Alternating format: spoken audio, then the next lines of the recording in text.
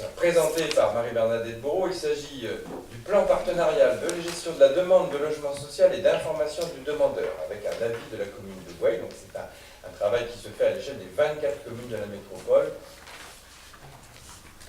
Alors, conformément aux attendus définis par la loi Allure du 24 mars 2014, Nantes Métropole a engagé l'élaboration de son plan partenarial de gestion de la demande de logement social et d'information du demandeur par délibération du Conseil métropolitain du 29 juin 2015.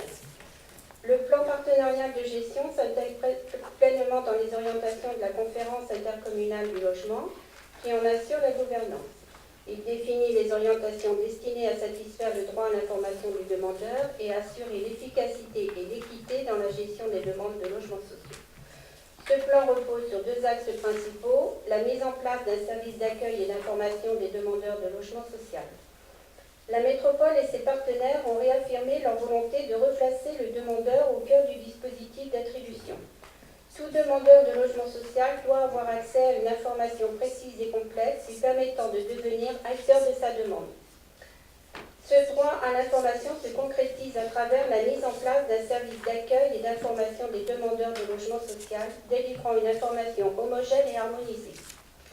Pour cela, la métropole et ses partenaires ont choisi de s'appuyer sur l'ensemble des lieux d'accueil existants dans le territoire et s'engagent à les structurer en réseau.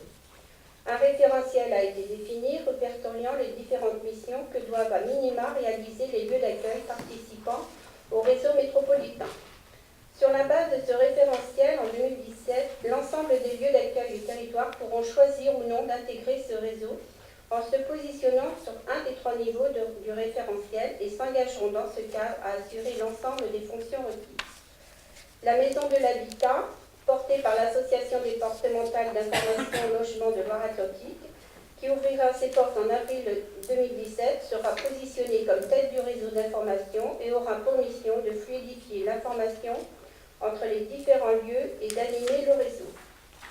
L'autre enjeu est d'harmoniser l'information disponible dans le territoire. Un référentiel d'information et un script partagé seront élaborés en 2017 dans le cadre d'un groupe de travail émanant de la conférence intercommunale du logement, auquel seront associées les communes de la métropole et répondront à cet enjeu d'harmonisation.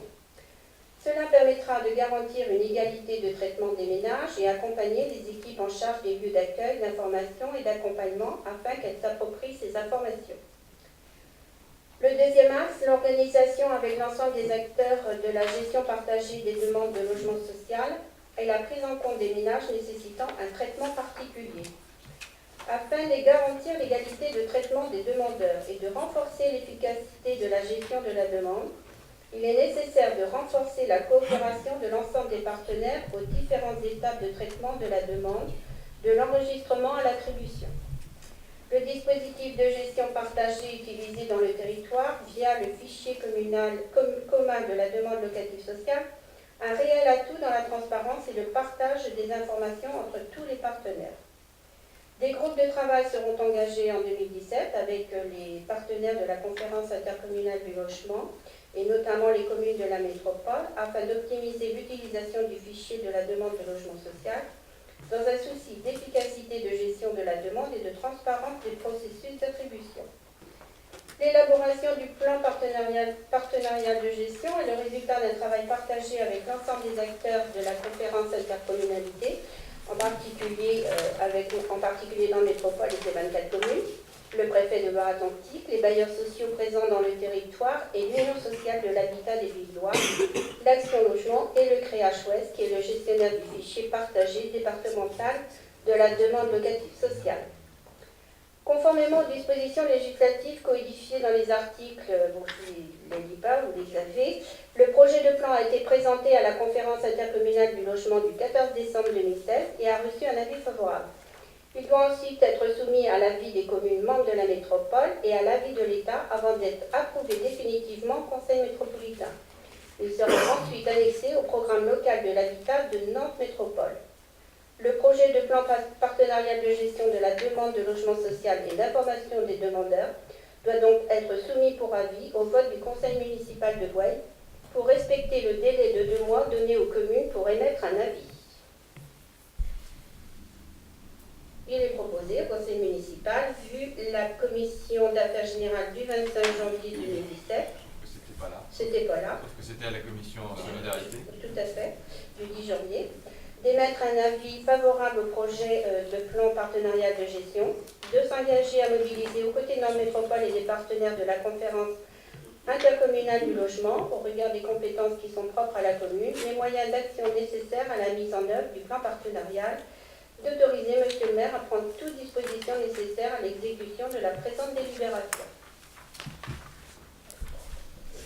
Je vais vous donner, s'il y a des interventions, je vais vous donner la parole, mais vous précisez que il y a eu quelque chose de nouveau quand même au début de ce mandat, ça a été la mise en place de cette fameuse conférence, la CIL, la conférence intercommunale du logement. Elle a été mise en place en préfecture de façon un peu formelle, mais ça a été important, ça regroupe les 24 communes, Nantes Métropole, les services de l'État et tous les bailleurs sociaux qui interviennent sur nos 24 communes. Donc ça fait du monde, et c'est dans un souci d'harmoniser finalement les attributions de logements sociaux, puisque historiquement, les communes ont des tailles différentes, elles ont des parcs de logements sociaux très différents, certaines en ont très peu, d'autres historiquement beaucoup, et chacune avait un peu sa façon de faire. Sans dénaturer ce que fait chacun, il y a l'idée de faire converger quand même, pour que les habitants d'une même métropole s'y retrouvent, et puis qu'ils aient des pratiques, on va dire, équitables et transparentes. Globalement, pour nous, ça va pas, ce que disait Marie-Bernadette, ça ne va pas changer grand-chose, puisque nous, on a un service.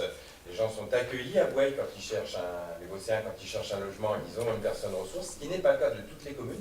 Parfois, il n'y a pas de service dédié à l'accueil des demandeurs de logement, donc nous, on en a. Il y a un système aussi qui a été validé par le conseil municipal, je crois que c'était en 2008, pour les critères d'attribution qui est bien suivi par nos services, donc il y a une transparence sur la façon de travailler et de proposer les noms que nous proposons à la commission d'attribution de chaque bailleur social. Donc ça ne va pas changer grand-chose pour nous, mais on participe à ce mouvement d'harmonisation qui est souhaitable. Voilà. Y a-t-il intervention ? Oui, merci de cette précision, parce que c'était effectivement un des points de notre questionnement, de savoir quelle était le pourquoi et surtout quelle était la transparence et la place de la décision de la commune dans l'attribution des logements. Pour autant, vous nous avez expliqué il y a quelque temps que le délai d'attribution d'un logement était à Boueil inférieur de moitié à la moyenne des autres délais d'attribution. De mémoire, c'est 1 an à Boueil pour 2 ans par ailleurs. Or, dans le même temps, on sait qu'à Boueil, on a... on ne peut peut-être pas parler d'un déficit d'emploi, mais enfin, on n'est pas une commune qui a un très très grand nombre d'emplois à proposer. On a des infrastructures qui sont assez limitées aussi, qui vont vite atteindre leurs limites. Et on n'est pas, en termes de transport public, particulièrement bien doté, ou comme le sont certaines communes de l'agglomération. Donc par conséquent, on se demande si le fait d'avoir une attribution mutualisée ne vienne pas, compte tenu en plus du bon délai d'attribution à Boueil, ne viennent pas en fait compenser sur la commune et doubler ces problématiques de transport, d'éloignement et de... Non, soyez rassurés. Alors les chiffres, moi je les avais cités, je crois, au moment des vœux. J'avais fait au moment des vœux ce parallèle. On a vu les chiffres justement par Nantes Métropole, où la moyenne sur l'agglomération, c'est à peu près 2 ans en moyenne d'attribution. Alors des fois ça peut aller très vite, ça dépend de la taille du logement, de plein de critères, mais la moyenne c'est 2 ans, et chez nous à Boueil c'est effectivement 1 an. C'est dû essentiellement au fait que nous avons un parc extrêmement jeune. On produit tous les ans plusieurs dizaines de logements nouveaux. Donc notre parc grandissant relativement vite, forcément le délai se réduit. Ça ne modifiera pas, si vous voulez, des faits d'appel d'air, puisque quand les gens s'inscrivent sur le fichier, ils demandent plusieurs communes en fait, ils ne demandent pas une seule commune, ils les classent par ordre. Donc nous on peut se retrouver, Boueil, on peut être demandé en premier choix, mais on peut être demandé en deuxième ou en troisième choix. Et ça peut venir de partout, et pas seulement de Nantes Métropole, on peut avoir des demandes qui viennent de l'extérieur de la métropole, notamment des gens qui veulent revenir, des gens qui sont partis des fois un peu loin de la métropole, qui habitaient dans nos communes, qui sont partis parce qu'ils avaient du mal à trouver peut-être un logement, et puis après qui veulent revenir. on a eu ce cas-là. Nous, dans nos critères, puisque nous avons des critères, mais peut-être en commission, vous pourrez bien les repréciser, dans nos critères, le premier critère, c'est déjà si on les suit dans l'ordre, si on est déjà attributaire d'un logement social à Boueil, puisqu'on se dit que cette personne, elle est déjà sur Boueil, elle veut changer de logement pour un plus petit ou un plus grand, ou changer de quartier. Si on répond à sa demande, elle va libérer un logement et on va satisfaire une deuxième personne. Donc ça, c'est assez vertueux de mettre ça en premier. Et puis après, dans nos critères, il y a le lien avec Boueil. Forcément, il y a soit déjà quelqu'un qui habite sur Boueil ou qui habite chez ses parents, hein, ça peut être des jeunes, hein, ou qui travaille. Il y a l'habitation ou qui travaille à Boueil. Là, c'est des critères prioritaires. Et des fois, il nous arrive, rarement, mais ça nous arrive des fois, pour des logements, de n'avoir aucune demande. C'est-à-dire que tout a été satisfait, il n'y a plus de demande. Donc dans ce cas-là, on s'est ouvert au-delà, bien sûr. Mais c'est plus l'harmonisation des pratiques, ça va changer, c'est ça. C'est-à-dire que nous avions des critères. Donc on est déjà un peu dans l'esprit de ce qui est souhaité, mais ce n'était pas le cas forcément partout. C'est plutôt pour les communes qui n'avaient pas de critères que ça va amener une évolution. Ma question là-dessus, c'est ces critères seront conservés par la commune, Absolument. par les services de la commune. C'est ça qui est très important pour nous, parce qu'ils sont satisfaisants. Ça fonctionne bien depuis 2008, donc ils seront conservés. À chaque attribution, on se sert des critères, toujours. Au début, c'était 3. Pour rappeler le processus, c'est toujours intéressant. Au début, maintenant, on ne va pas jusqu'à ça, non? Alors, on attribue, on met 3 candidats, que les bailleurs demandent, mais quelquefois, si on peut avoir un doute sur un candidat qui va refuser, pour éviter de refaire l'attribution, on en met un 4e, voire des fois 5. C'est ça. Et en fait, c'est pas la commune, parce que des fois les gens ne savent pas, c'est pas la commune qui attribue le logement. Nous proposons des noms sur la base de ces critères, c'est nos services, qui est validé après par Marie-Bernadette, et puis ensuite c'est envoyé au bailleur social, il a sa liste, et c'est lui après qui fait l'attribution dans sa commission d'attribution. Mais pour autant, l'application de ces critères ne porte que sur le contingent des 20% qui sont en attribution. Bien sûr, le contingent, et ça c'est la loi partout, ça c'est sur là où nous avons notre mot à dire, mais nous avons quand même peut-être un peu plus que 20% parce que lorsque tous les bailleurs sociaux, lorsqu'ils achètent ou lorsqu'ils construisent leur logement, ont recours à l'emprunt, et la garantie d'emprunt n'est plus assurée par la commune depuis qu'il y a Nantes Métropole, c'est Nantes Métropole qui garantit l'emprunt, et en contrepartie de cette garantie d'emprunt, eh bien, Nantes Métropole délègue à la commune le quota qui lui revient. Donc finalement, on améliore un peu notre contingent municipal, mais il reste toujours le contingent préfectoral, et puis aussi pour le 1% logement. Mais sur tout le reste, nous faisons nos propositions. Mais même, quand on sait que des Bosséens se manifestent en disant qu'ils peuvent bénéficier du 1%, on les intègre dans la proposition. Donc, oui, toujours on positionne les Bosséens, puisque de toute façon, ils ont tous un contingent, qu'il soit 1% logement, ou préfectoral, ou mairie. Donc, de toute façon, ce sera toujours les Bosséens en priorité, sur tous les contingents. Après, il arrive quelquefois qu'effectivement, on n'est plus candidat, et qu'on laisse la main aux bailleurs pour positionner les candidats qu'ils peuvent avoir des autres communes, mais c'est extrêmement rare. Mais ce sont toujours quand même des candidats qui ont demandé Boueil. Donc c'est l'attractivité de la commune, mais notre commune elle est attractive pour les gens qui veulent faire construire, mais elle est attractive aussi pour des gens qui veulent louer. Hein. Donc ça c'est assez... on fait ce constat et on ne peut que s'en réjouir de cette attractivité. Ce qui joue quand même aussi dans l'attractivité, vous parliez effectivement de l'emploi, on a essayé, on remplit notre zone, mais c'est sûr qu'on n'est pas... le déficit reste toujours en notre défaveur.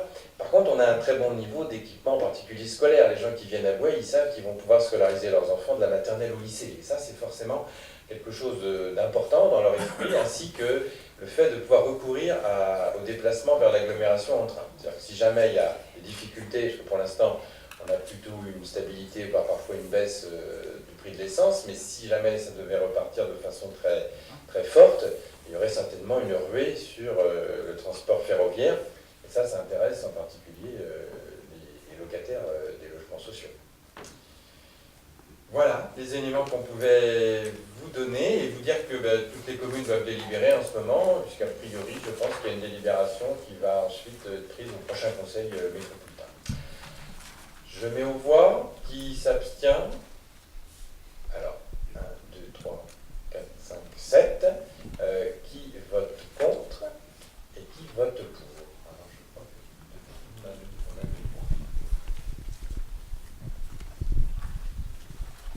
bien 22. Merci Chantal.